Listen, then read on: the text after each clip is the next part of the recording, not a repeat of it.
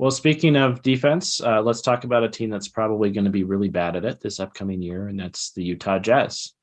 So last year they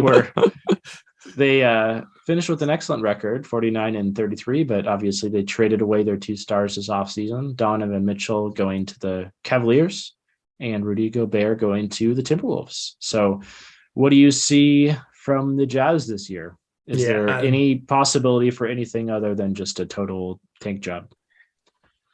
Um, no, like I think the Utah Jazz front off, I think Danny Ainge would be horrified if they didn't trade off these veterans, or even if the young guys stepped up and they were like a sneaky success story. Like I think that is not part of the plan. um yeah, I mean they're like, it's not fun to talk about a team at the first stage of a teardown, right? We like, I'm sure like there's lots of Jazz fans that are excited about the teardown. They're moving on to a new era. Like I think there is a lot exciting, but in terms of what's going to happen on the court this year, I mean, looking at the players in the roster, this is, yeah, like you said, going to be the worst defensive team in the NBA. Even if they don't make a single other trade, even especially if they don't make another trade, if they keep Bojan and Mike and Jordan Conley. Clarkson, and yeah, Mike Conley is now like pretty much completely fallen off on the defensive end. Like what happened to Mike Conley? It was so fast. He went from being like, he was putting up big defensive advanced metrics like the season before last, and to just being like, oh my God, I'm just watching you get blown by over and over again. Like you're no better than Bojan. You're no better than Donovan Mitchell or Jordan Clarkson. It was just like, holy crap. What happened on that perimeter defense? Like I know none of the, Yeah. even if you accept all those guys are poor perimeter defenders, like that just got to jokes level so fast, like crumbled. So Well, yeah, that's not going to get better. age 34 hits Yeah. differently, I guess. Yeah. Yeah. But yeah, you're Um, right. I mean, even without a single other trade, they're not going to be a good defensive team for sure. And it's hard to imagine a world where they don't fully commit to the tank. I mean, they've already traded away so much of their foundational pieces. They, like you mentioned, they still have Boyan left. They still have Mike Conley. They yeah. still have Clarkson. Like, Yeah. how much are these guys going to be able to be offloaded for? Like a lot of people have theorized the Conley and Boyan package to the Lakers for Westbrook, and maybe it takes a draft pick or two. Like that's one scenario, but there's certainly other competing teams out there Yeah. that could use a backup veteran guard or use another at least good offensive wing. Unless the Lakers are willing to give up both those picks, I don't see Danny Ainge. I think Danny Ainge thinks he can get, a pick for each of these players.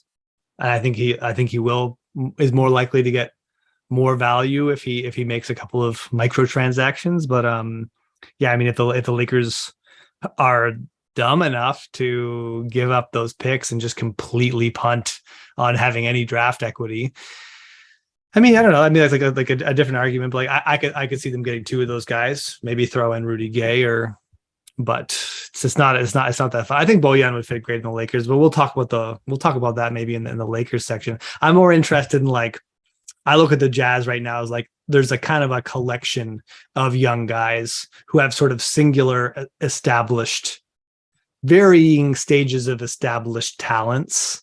You got Lauri Markkanen, sneakily had a very solid year in Cleveland. Yeah. Like not just as like he's always been a competent shooter, a little bit disappointing on that end because he should be a great shooter. He looks like he should be a great shooter, but he's also like, he was a switchy defender. He was like, he was out there like playing as part of very successful lineups and fitting in and doing whatever it takes. You've got rookie Walker Kessler as like a, off the charts rim protector in college. Might be nothing in the NBA, might be something. Colin Sexton averaged an efficient 24 points per game.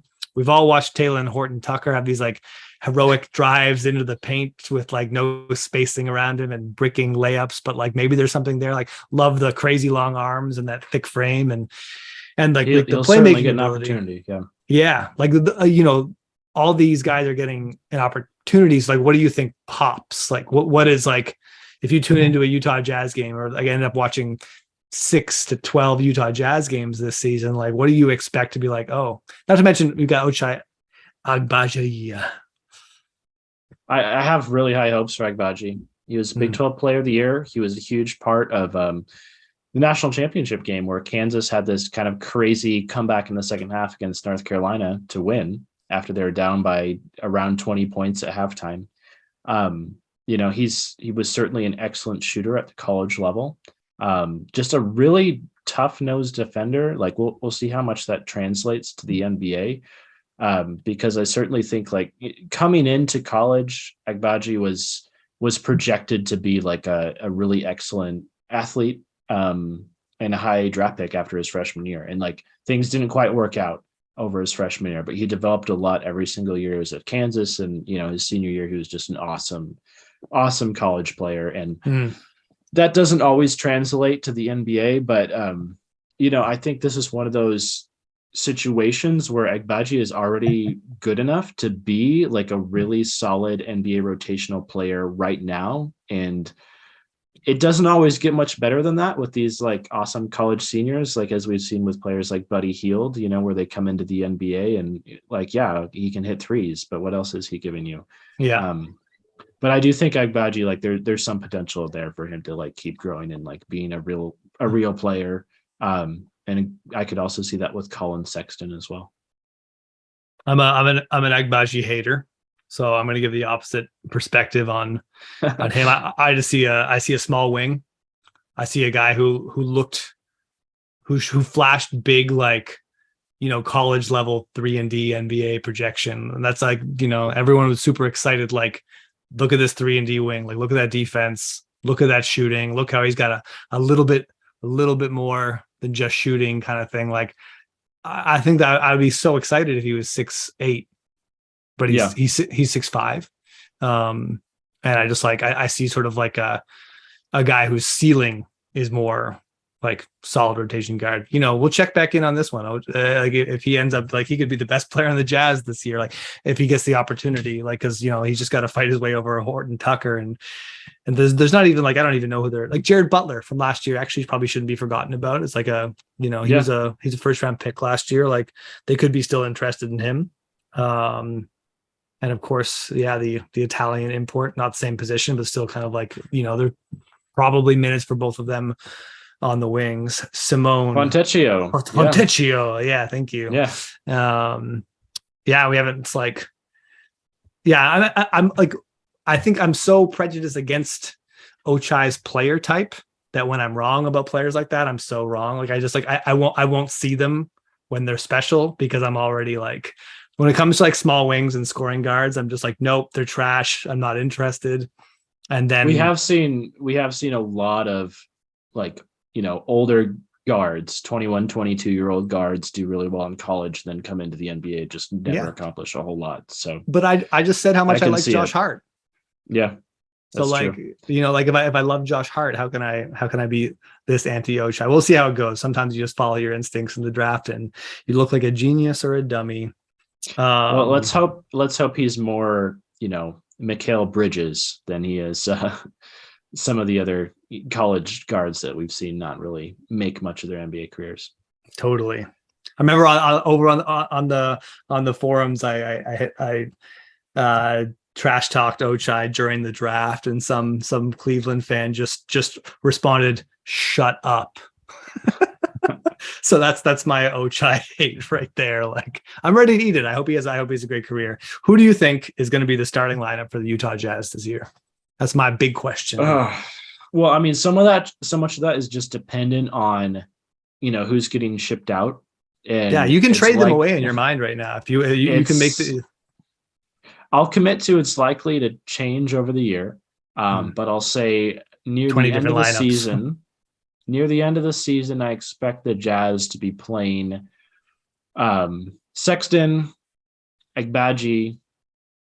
Let's go with I'll go in on Bolmaro. I think that I think he's out of him, THT and Fontecchio. I think he's probably most likely to be someone who can be an NBA wing. Interesting. Vanderbilt, and we'll say they start Kessler, although I doubt he plays heavy minutes. Yeah. I like a Vanderbilt and Markkanen front court. Missing some big rim protection there, so there's minutes to be had for both Udoka Azubuike and Walker Kessler, obviously. Small forward, I'm going to throw Ochai in there. Bolmaro, I liked him last year in mini, but he was so bad. Like, it was just what you ever have that player where you're like, you're rooting for them, and just like it seems like everything goes wrong. Just like you see the brilliant pass they're about to make, turnover. You see like, oh, they created a nice shot, brick. Like, just coincidentally, the other guy like who's like that in my memory is on this roster, and that's Stanley Johnson. Stanley Johnson just came into the NBA and just like it just seemed like he was cursed. Like, didn't matter what he did, like he could try to do the right things off his foot, like, you know, just like offensively, yes, he's never had things go well for him on that side. Great defender. He was great on the Raptors. He was awesome in LA last year, the only awesome LA defender last year. But yeah, I mean, Bolmaro has some like potential as like a passer and a hustle player, but I hope it pops. And then I'm going to say just, you know, are the Jazz going to start a lineup that's not ideal because they want Victor Wembanyama? Yeah. But I mean, I think they're got an inside track on that anyways. Like, I think they can start ideal lineups and still lose games. Like, is Malik Beasley going to start in the backcourt? Is Jordan Clarkson, you know, next to Colin Sexton? Like, just like any of these lineup configurations, they're all bad. Oh, Nikhil Alexander-Walker. They gave up stuff to get him. Like, they care about. He did not play for them last year. Yeah, and he was despite the trade. He's another guy who just like, you know, like, you can see the talent, but like things are not working out. He's not hitting those crazy shots that he produces. The shot selection with him is just really rough. I think that's the talent is there, but yeah. So yeah, my question for the Jazz are they committed to the full tank? You know, they have the 3 veterans we've mentioned that they could still unload, and then there's always the possibility that they flip Beasley, Vanderbilt. You know, probably the whole roster is fair game if someone's willing to attach draft picks in exchange for them. Yeah, I'm just gonna say yes to that. I think they sold off. They had kept Mitchell. You could see that, like, okay, let's do a quick rebuild around Mitchell. Let's reconfigure our assets and go, you know, build around him as a cornerstone. As soon as they gave him up, and it was like, okay, you just got like 10 draft picks for Gobert and Mitchell. Like, it's full tank. It's like let's compete with the Thunder. Let's do it a couple of years after them, but you know, they're already kind of caught up. Like, so yeah, I think they've shown their hand. They're going to gun for a bottom 4 spot. We need like a good slogan, you know, kind of like rigging for Wiggins, or, you know, some sort of slogan for tanking for Victor Wembanyama this year. Yeah, it's a tough name to rhyme with. The only thing I can't figure out is just like, you know, the only way the Jazz don't end up with a worst record in the Western Conference is just like if the Thunder or Rockets can outdo them. Yeah. That's it. That's the only thing standing in their way, is there's 2 teams that are more practiced at this tank job than they are. Or the Spurs. Don't count the Spurs out. I just we'll get to the Spurs, but I can't picture a pop team like just like not winning 30 games or 25 games.